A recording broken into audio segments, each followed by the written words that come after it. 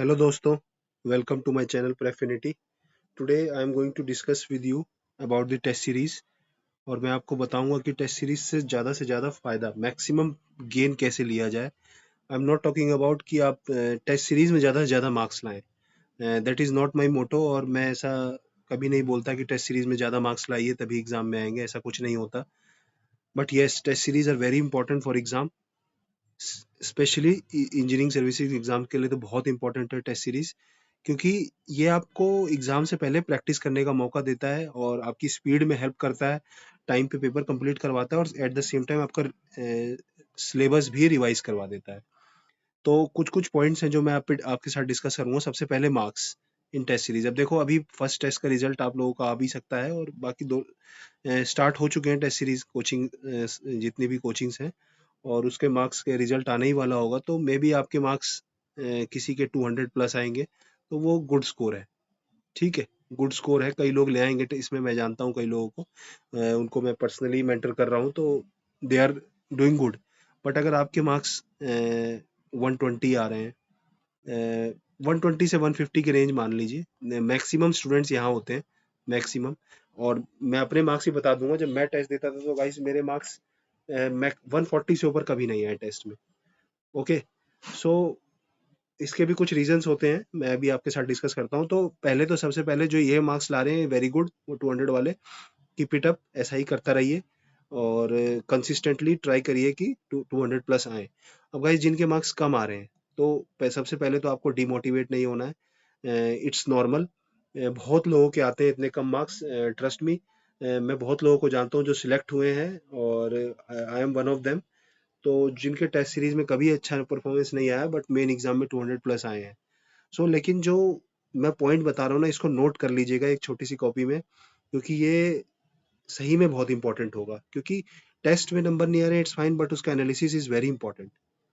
और अगर आपने एनालिसिस ठीक से नहीं किया तो फिर आप बेशक, मैं ये कहूंगा कि टेस्ट मत दो, डोंट गिव टेस्ट सीरीज। ऐसा जो मैं बता रहा हूँ, अगर आप ऐसा नहीं कर रहे हैं, और सही बता रहा हूँ कि आप नेक्स्ट ईयर ऐसा करेंगे, अगर जिसका इस साल सिलेक्शन नहीं होगा, जो सीरियस नहीं लेगा मेरी बात को, तो वो नेक्स्ट ईयर ऐसा करेगा।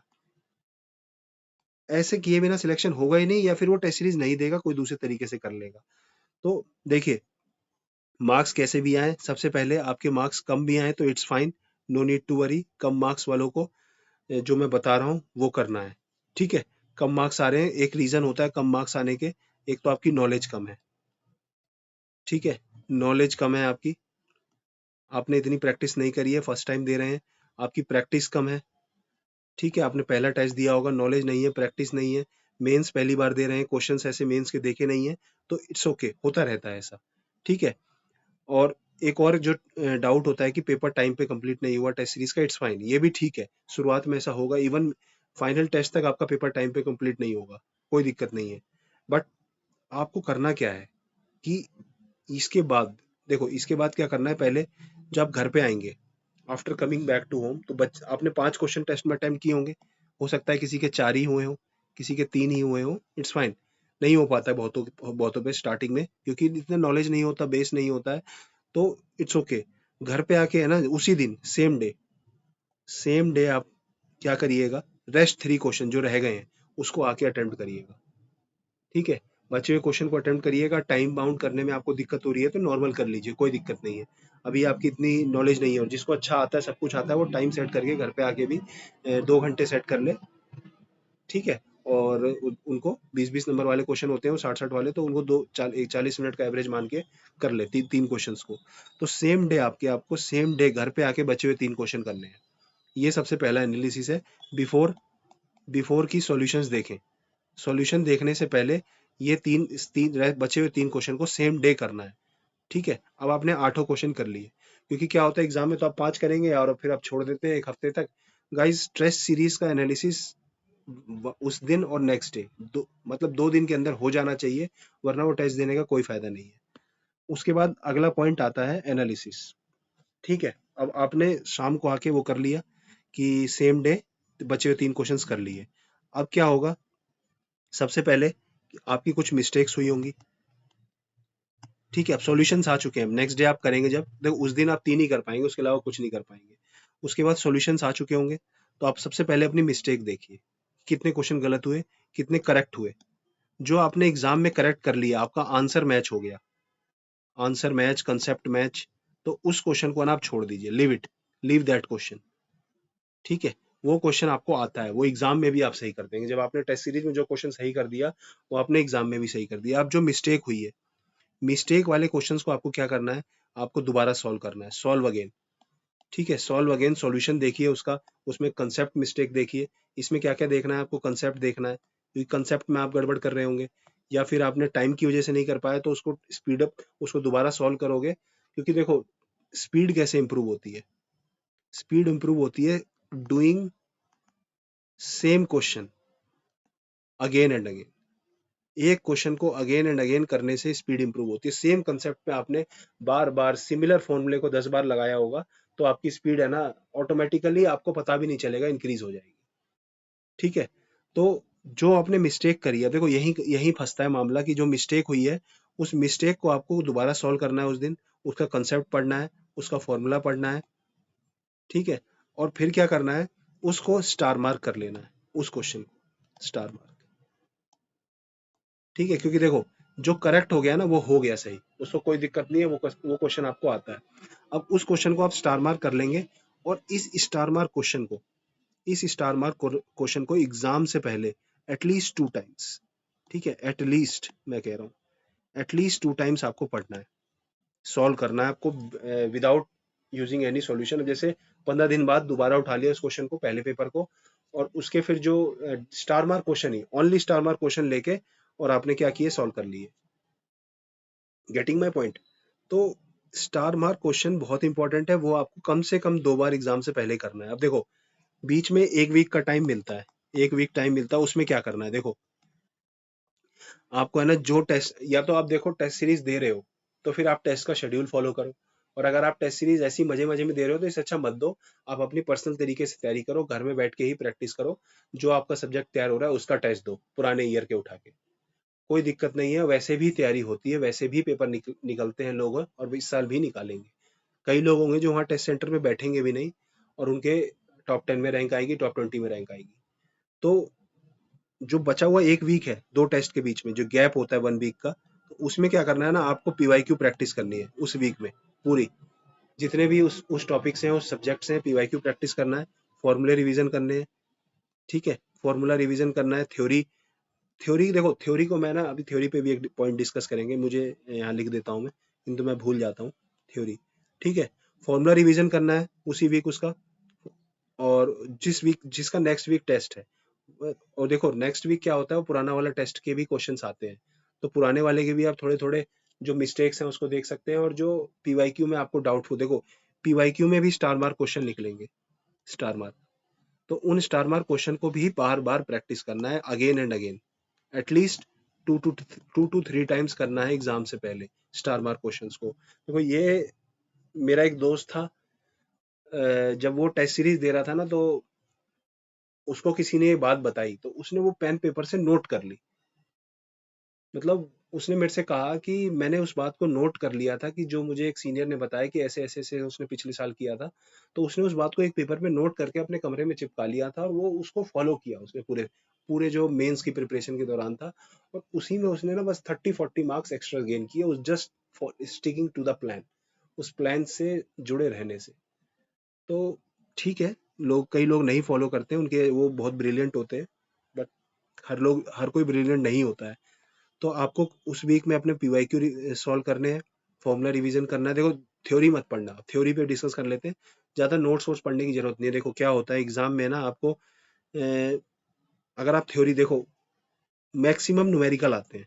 ठीक है, एग्जाम एग्जाम की प्रेशर बता रहा हूँ, एग्जाम में होता क्या है, मैक्सिमम न्यूमेरिकल आते हैं। तो अब लोग क्या करते हैं, बीच में थ्योरी अटेम्प्ट करने लग जाते हैं। तो आप, अगर आपको कोई क्वेश्चन बहुत अच्छी थ्योरी आती है, बहुत अच्छी, तो ही एग्जाम के बीच में करिए, वरना आप कोशिश करिए कि try to solve all the numericals, पहले न्यूमेरिकल सारे सॉल्व कर लीजिए, और लास्ट में थ्योरी करिए। एग्जाम में है ना, आपने अभी तक 2 सालों में जितना पढ़ा है ना, ट्रस्ट में आप उतने से एग्जाम में आंसर लिख पाओगे। ठीक है, जितना भी आपने पढ़ा है ना, बस उतने से आप इजीली आंसर लिख लोगे एग्जाम में। इतना प्रेशर होता है ना एग्जाम में, प्रेशर और plus time shortage, time shortage.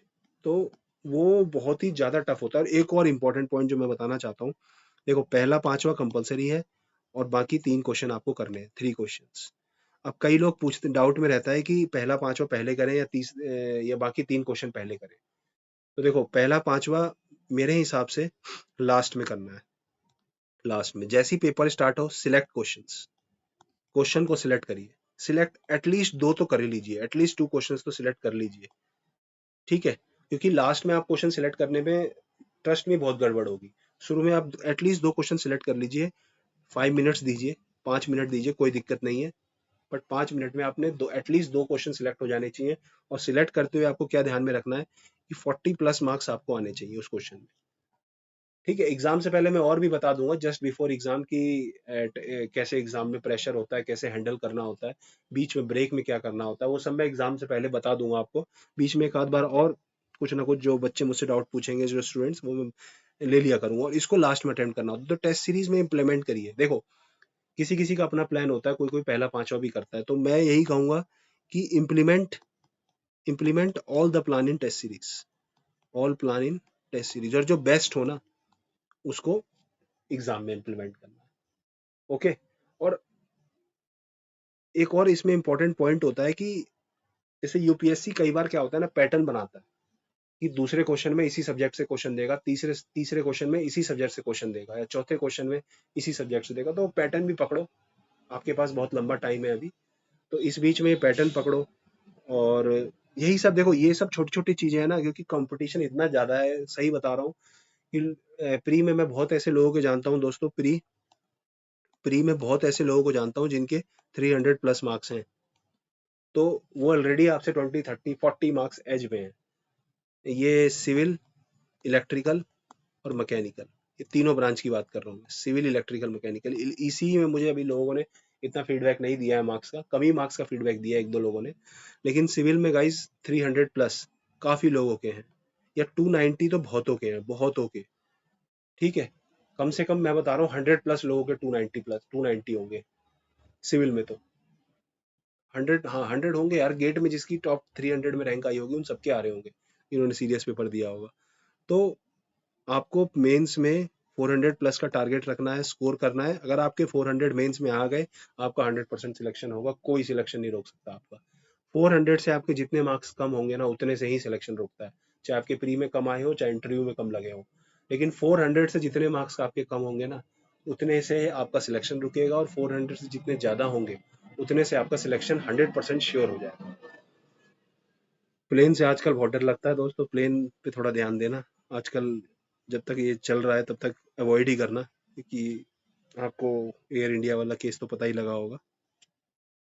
तो लापरवाही है, और ऐसा इतने मतलब बड़े लेवल पे एक्सीडेंट हो जाते हैं। हाउ इज दिट, मतलब ऐसा पॉसिबल भी नहीं है, पॉसिबल भी नहीं होना चाहिए, इतना सा भी चांस नहीं होना चाहिए, इतनी सी भी नेग्लिजेंस नहीं होनी चाहिए, because you are dealing with life of people. तो इतनी सी भी नेग्लिजेंस नहीं होना चाहिए कि किसी की डेथ हो जाए। So death, life is most important thing in this world, किसी की भी लाइफ सबसे इंपॉर्टेंट है। तो गाइज इसको फॉलो करिएगा। टेस्ट में मार्क्स कम आ रहे हैं, टेंशन नहीं लेना है, इट्स फाइन, आते हैं कम। बस आपको जो मैंने बताया, उस टेस्ट का क्वेश्चन अगर दोबारा एग्जाम में आया, ठीक है, उस टेस्ट को बेशक मार्क्स आपके कम आए, बट बाकी उसको है ना रट लो। आसान भाषा में कहें, remember all the questions, remember them. ठीक है, ऑल क्वेश्चंस। अगर आपके मार्क्स कम भी आ रहे हैं, कोई दिक्कत नहीं है, उनको रट लो, अच्छे से रटो। और जितना हो सके उतनी प्रैक्टिस कर लो एग्जाम से पहले। मैंने आपको पहले भी बताया पीवाईक्यू लास्ट 10 ईयर्स, बाकी देखो फर्स्ट टाइम में आप उससे पुराने भी कर सकते हैं, सिलेक्टिव करनी है पुरानों वालों की। और टेस्ट सीरीज 2 बार, ये 3 बार, इतना अगर आप किसी बंदे ने कर लिया ना, तो मैं बता रहा हूँ कि उसका सिलेक्शन नहीं रुकेगा। ठीक है, और इंटरव्यू जब आएगा तो उसकी और मैं बता दूंगा, इंटरव्यू कुछ कुछ टिप्स। 3 4 इंटरव्यू दे रखे हैं मैंने, तो मुझे भी पता है वहाँ पे क्या चाहिए क्या नहीं चाहिए होता है। तो दोस्तों ठीक है, अलविदा, और प्रैक्टिस करते रहो। मेरे को तो 2 2 एग्जाम देने हैं, सिविल सर्विसेज भी देना है मुझे। तो मैं 3 घंटा पढ़ के, टेक्निकल में 8 घंटे 10 घंटे पढ़ने वालों के साथ कंपटीशन है। तो it's that is life, it's fine, okay, thank you, all the best.